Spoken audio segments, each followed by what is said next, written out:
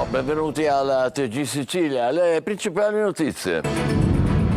Il grido d'allarme dei parenti delle vittime di Cosa Nostra dopo le continue scarcerazioni e i permessi premio per i boss.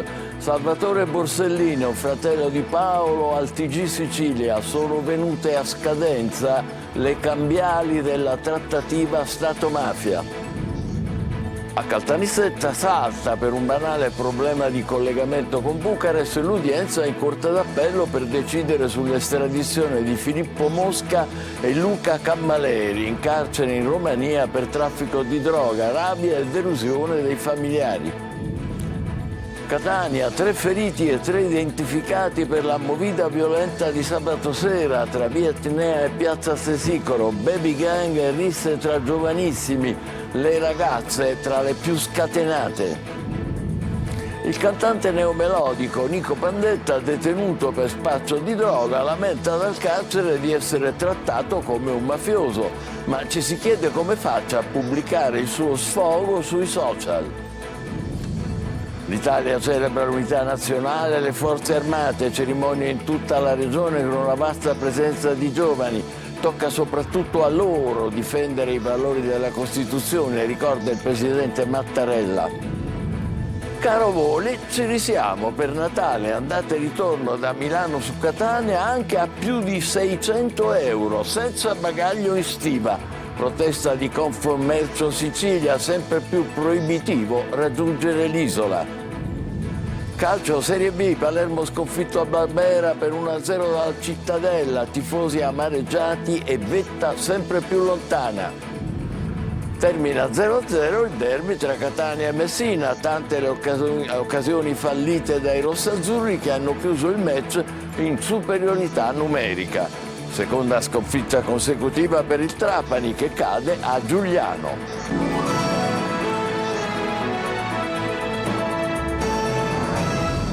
Bentrovati. Il grido d'allarme dei parenti delle vittime di mafia dopo le continue scarcerazioni e i permessi premio per i boss. Salvatore Borsellino, fratello di Paolo, al nostro TG dice: sono venute a scadenza le cambiali della trattativa Stato-mafia. Lorena Dolci.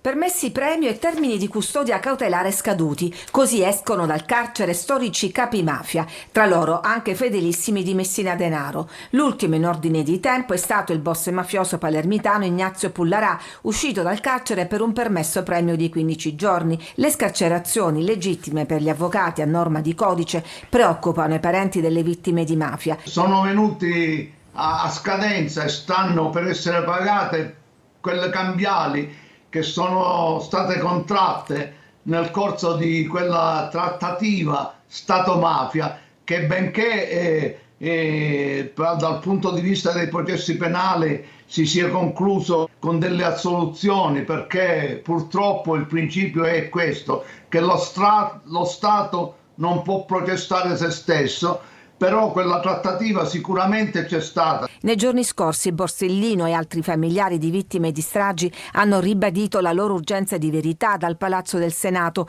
criticando l'approccio della Commissione Nazionale Antimafia. E queste stragi invece debbono essere viste nel loro insieme, non si può isolare l'uno dall'altro, e per giunta restringendo i motivi di indagine sulla strage di Via d'Amelio a quel dossier mafia a parti, che non può essere assolutamente l'elemento scatenante e accelerante della strage di Via D'Amelio. Preoccupato per le scarcerazioni è anche Nino Morana, nipote del poliziotto Nino Agostino, che continua da attivista di Libera le battaglie del nonno Vincenzo. Bisogna stare attenti, anche, lo dico anche in qualità di giovane attivista, che non si riformuli la cupola di Cosa Nostra forte come era negli anni 70 e negli anni 80. E anche negli anni 90, che non si riformuli quel clima di terrore che io non ho vissuto per motivi anagrafici, ma che hanno vissuto perfettamente i miei nonni e i miei genitori. A Caltanissetta si sarebbe dovuto decidere sull'estradizione dalla Romania dei due giovani nisseni, Filippo Mosca e Luca Cammalleri, dove sono detenuti appunto per traffico di droga in Romania, ma l'udienza in Corte d'Appello è saltata per un banale problema di collegamento con Bucarest. L'udienza è stata rinviata al 13 novembre, rabbia e delusione dei familiari. Rita Cinardi. Si sarebbe dovuto decidere sull'estradizione dei due giovani nisseni Filippo Mosca e Luca Cammalleri, detenuti in Romania dal 3 maggio 2023, data in cui furono arrestati per traffico nazionale e internazionale di stupefacenti, ma alla fine l'udienza in Corte d'Appello a Caltanissetta è saltata per un problema con il collegamento in videoconferenza. I familiari di Filippo e Luca questa mattina erano arrivati al Palazzo di Giustizia carichi di speranza, ma con il passare delle ore i loro volti si sono oscurati. Alla fine la speranza ha lasciato spazio all'amarezza. L'udienza è stata rinviata per un mancato collegamento. Il rinvio farà molto male a Luca e a Filippo e anche a noi familiari questa attesa, perché quello per cui stiamo lottando è l'attesa, contro cui stiamo lottando è l'attesa. E quello che speriamo è un rientro veloce di Luca e Filippo, che sono in condizioni proprio estreme mentalmente, e ad oggi accettare questo è davvero molto difficile. Sono molto deluso da questo. Filippo Mosca e Luca Cammalleri sono detenuti in Romania dal 3 maggio 2023. I due giovani erano stati arrestati dopo che una terza ragazza, che era in loro compagnia, si era fatta recapitare un pacco nell'albergo dove stavano trascorrendo le vacanze, al cui interno, invece di cosmetici, la polizia aveva trovato 150 grammi di droga. Nonostante la terza imputata si era assunta la piena responsabilità dell'accaduto, i due nisseni sono stati condannati a 8 anni di carcere, dei quali hanno già scontato 1 anno e 6 mesi, prima nel carcere di Costanza per poi essere trasferiti a Bucarest, dove si trovano tuttora detenuti. A Catania un uomo alla guida di un'auto appena rubata è stato arrestato la notte scorsa dalla polizia al termine di uno spericolato inseguimento per le vie del quartiere di San Cristoforo. Il ladro ha sferrato calci e pugni agli agenti che lo hanno bloccato mentre tentava di fuggire a piedi dopo aver abbandonato l'auto, che poi è stata restituita al proprietario. Il cantante neomelodico Nico Pandetta, detenuto per spaccio di droga, rompe il silenzio del carcere e denuncia di essere trattato come un mafioso. Ma ci si chiede come faccia a pubblicare il suo sfogo sui social. Luca Ciliberti. Uno sfogo diretto sui social, dove il suo seguito è ancora numerosissimo, quasi 1 milione di follower. Lamenta un trattamento carcerario a suo modo di vedere ingiusto, un post in cui denuncia di essere trattato come un mafioso e messo in isolamento. La firma del post è quella di Nico Pandetta, non un nome qualunque, ma quello di un noto cantante trap neomelodico, nipote del boss ergastolano Turi Cappello, che non dovrebbe e non potrebbe comunicare con l'ampia platea dei social, visto che oggi è rinchiuso nel carcere di Favignana. Nico Pandetta sta scontando una condanna a 4 anni di reclusione per spaccio di droga ed evasione, alla quale si è aggiunta un'altra condanna a 1 anno e 4 mesi per la rissa davanti alla discoteca Vecchia Dogana di Catania. I suoi legali, gli avvocati Maria Chiara Monte e Salvatore Pace, ritengono le sue richieste legittime e previste dall'ordinamento penitenziario, non essendo detenuto per reati ostativi. Aggiungono che il loro cliente in 2 anni è stato trasferito in più penitenziari senza mai tenere conto di preservare la vicinanza e i legami familiari. Incuriosisce però come Pandetta sia in grado di comunicare all'esterno nonostante il regime di reclusione. Quella storia su Instagram non è isolata, basta navigare sul suo profilo per vedere ad esempio la foto di una cella che riprende la zona d'aria dietro le sbarre, le immagini dei suoi trasferimenti dal carcere verso il tribunale o in un'aula durante le udienze. L'avvocato Chiaramonte spiega che i post sono gestiti dallo staff e dal manager che gli curano i canali social. Per l'utente comune ovviamente questo passaggio non è chiaro e il risultato confonde e lascia tanti dubbi sulle regole e sulla gestione del regime carcerario. Al momento il cantante potrebbe tornare in libertà, salvo sorprese, tra circa 1 anno. A Palermo ennesimo furto nel fine settimana nella scuola Falcone. Allo Zen, che è chiusa per mancanza delle condizioni di sicurezza, i ladri hanno rubato i cavi di rame degli impianti nell'istituto e alla riapertura della scuola, dopo il ponte di Tutti i Santi, il personale ha provato ad attivare la corrente elettrica senza riuscirci. L'Italia celebra l'unità nazionale e le forze armate, cerimonie anche in tutta la Sicilia con la vasta presenza di giovani. Il presidente Schifani ha detto onore ai siciliani che hanno servito il paese. Abbiamo seguito la giornata a Siracusa con Francesco Aloi.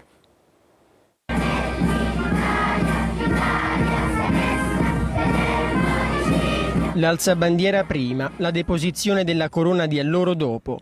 Il 4 novembre si celebrano le forze armate. L'Italia ricorda chi ha lottato per la patria. Cerimonie da nord a sud. Qui siamo a Siracusa. Per le istituzioni è importante questo giorno, ma è importante l'impegno, cioè quello di far comprendere ai giovani come nel 2024 si sia arrivata all'unità di questo paese. E sono proprio loro, i giovani, che diventano quasi i protagonisti della giornata. Come dice il capo dello Stato Mattarella, le giovani generazioni devono percorrere la strada dell'impegno per la difesa dei valori della Costituzione. Ma 4 novembre significa anche caserme aperte. Qui i più piccoli scoprono la Guardia di Finanza, facendo anche qualche giochino. Il giochetto è spiegare ai bambini che per andare in gita scolastica ognuno di loro deve mettere un soldino di cioccolato.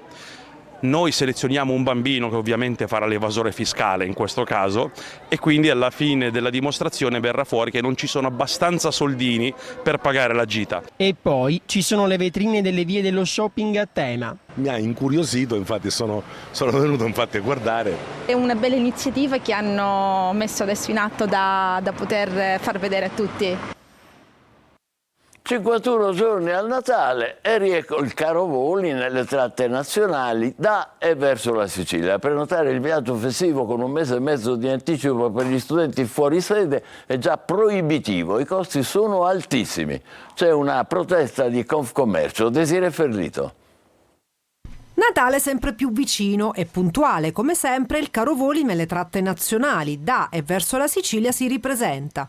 I prezzi sono già alle stelle e si prevedono ulteriori aumenti da qui al 21 dicembre.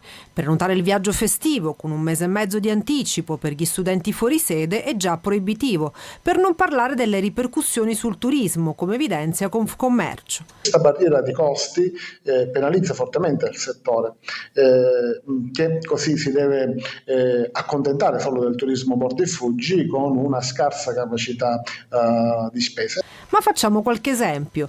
Inseriamo su un motore di ricerca un volo di andata e ritorno con tratta Milano-Catania dal 21 dicembre al 6 gennaio.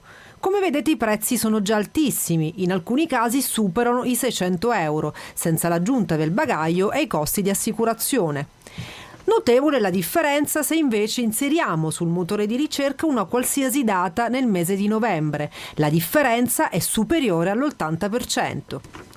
I residenti in Sicilia potranno contare sul bonus voli istituito dalla Regione, che prevede il rimborso del 25% del prezzo del biglietto sulle tratte nazionali. La misura viene confermata anche quest'anno e ci sono fondi in più che potrebbero portare lo sconto al 30% sui voli di Natale. Lo sconto maggiore porterebbe il costo medio del biglietto a 420 euro circa, che non è di certo un affare. Crisi idrica, continuano a patire la sete le province di Agrigento, Enna e Caltanissetta. Per mercoledì è stato fissato un sit-in di protesta a Palermo davanti a Palazzo d'Orléans. Da oggi per una decina di giorni disservizi anche a Campofelice e nella zona industriale di Termini Imerese. Adelaide Barbagallo.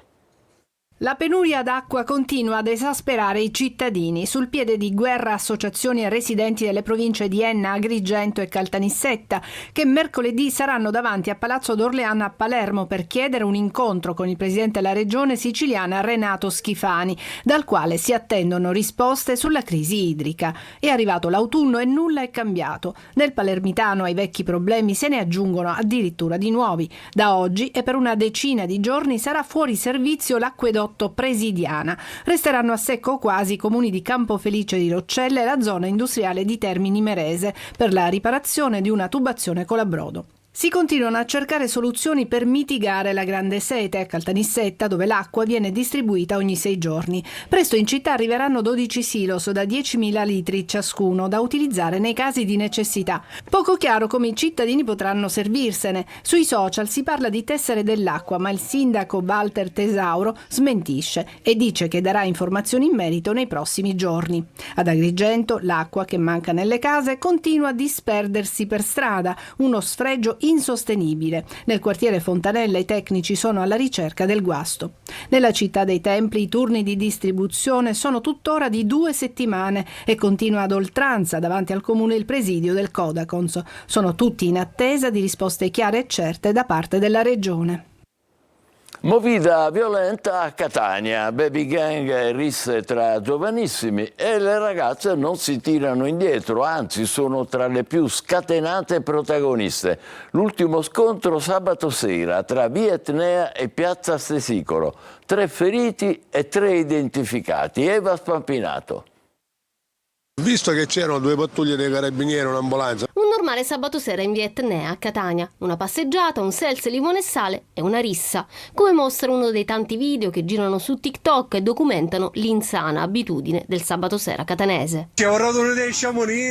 L'ultima scazzottata è avvenuta 2 sere fa, secondo le testimonianze di alcune commesse di un negozio all'angolo con piazza Stesicoro tra le 20:30 e le 21, quando le ragazze stavano chiudendo le saracinesche per rincasare. Abbiamo notato ambulanze, polizia, carabinieri, dei ragazzi che erano messi là, ragazzi sia maschi che femmine.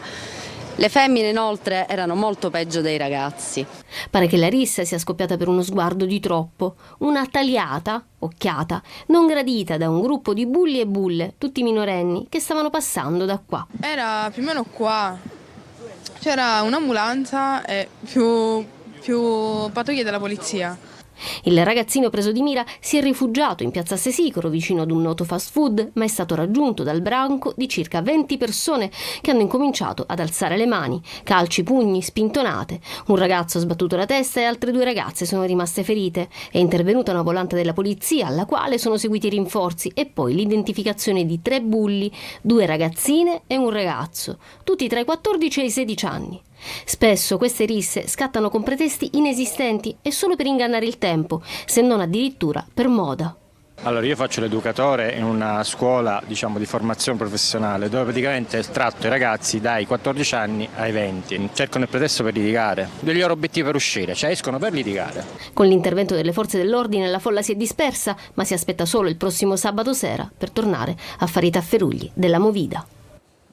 Speriamo proprio di no. Intanto adesso passiamo a notizie più gradevoli in tutti i sensi. Cannolo da record a Palermo è lungo oltre 30 metri e così ha battuto il primato che aveva finora il cannolo di Caltanissetta, fermo si fa per dire, a 21 metri. Marco Gullà.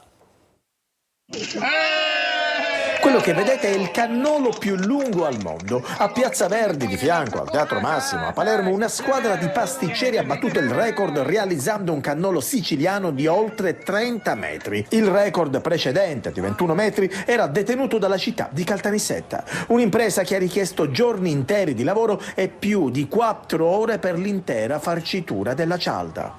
Un'iniziativa che ha radunato numerosi passanti che al termine della realizzazione hanno potuto degustare un cannolo da Guinness World Record. E alla domanda quanta cialda ci è voluta, questa è la risposta. Siamo sui 30 metri, siamo intorno ai 50 pezzi che abbiamo fatto dei pezzi conici in modo che si possano incastrare l'uno tra l'altro, abbiamo cercato di tenere la nostra artigianalità tutto e per tutto. Il nostro obiettivo è quello di rilanciare il capo, quindi che ben vengano tutte queste iniziative con l'ambizione di portare più gente possibile al capo. Alla fine assaggio anche per il sindaco Roberto Lagalla e applausi per il cannolo da record. Complimenti naturalmente, però vista l'ora ci potremmo accontentare anche di un tradizionale cannolo dalle consuete dimensioni. Facciamo una pausa, tra poco per il calcio, delusione Palermo e il pari nel derby Catania-Messina. State con noi, vi aspettiamo.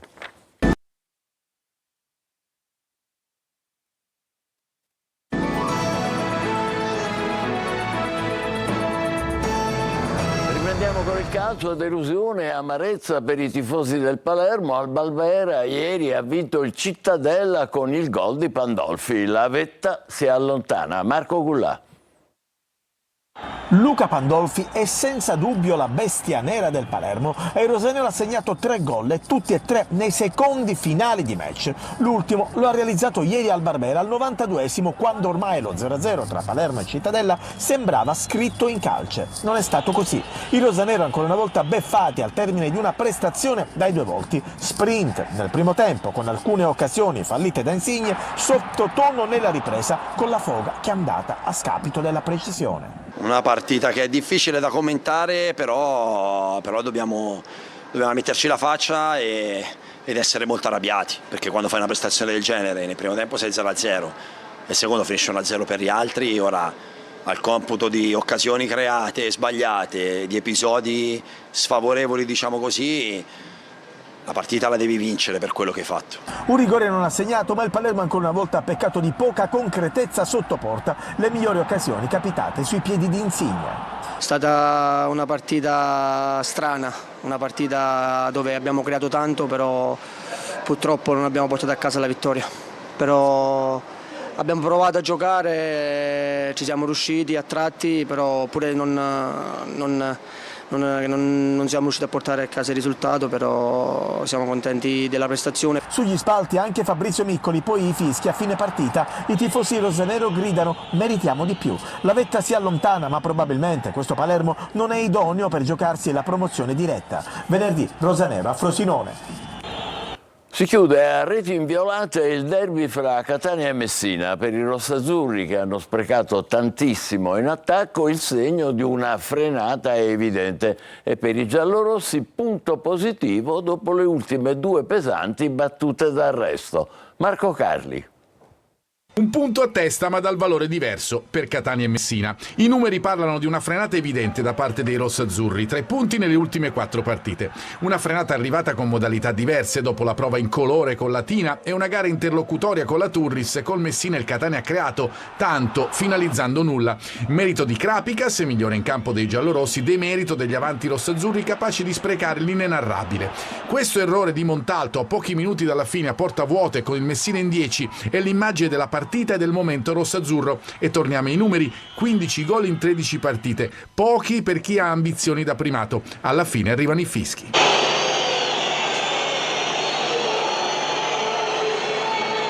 Quando giochiamo in casa, la gente che gioca contro il Catania fanno tutti la partita della vita, e noi però dobbiamo essere più svegli rispetto agli altri.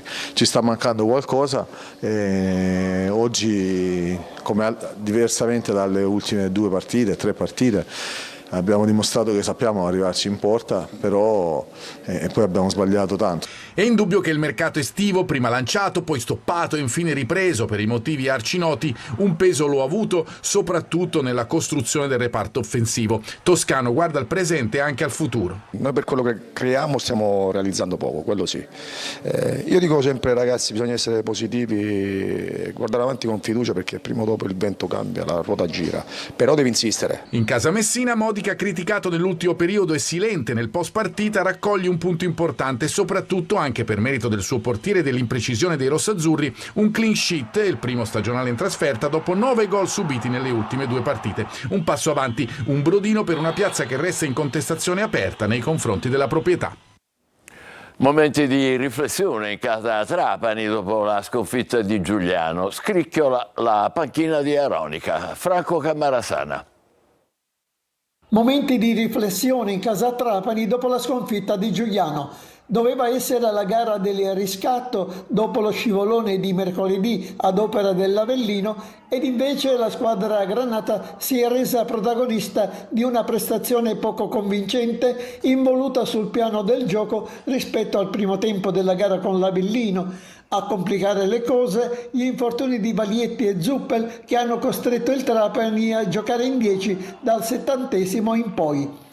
La classifica intanto rimane ferma, anche se le altre non è che corrano tanto. Il Trapani però nelle ultime 6 partite ha racimolato soltanto una vittoria e poi 3 pareggi e 2 sconfitte, troppo poco per una squadra ambiziosa. Oltre che dei risultati, il presidente Antonini si è detto non soddisfatto anche di alcune scelte operate dal tecnico Aronica, confermato dopo la gara con l'Avellino, ma la cui panchina appare tutt'altro che solida. Molto probabilmente sull'attuale situazione del Trapani stanno pesando le decisioni di Antonini di scommettere prima su Torrisi e poi su Aronica, allenatori bravi ma senza esperienze pregresse in Serie C, e di aver costruito un organico forte solo in parte dei giocatori messi sotto contratto. Adesso è giunto forse il momento di tirare le somme di ciò che è stato. Noi ci fermiamo qui, prossimo appuntamento alle 20, grazie e buon pomeriggio.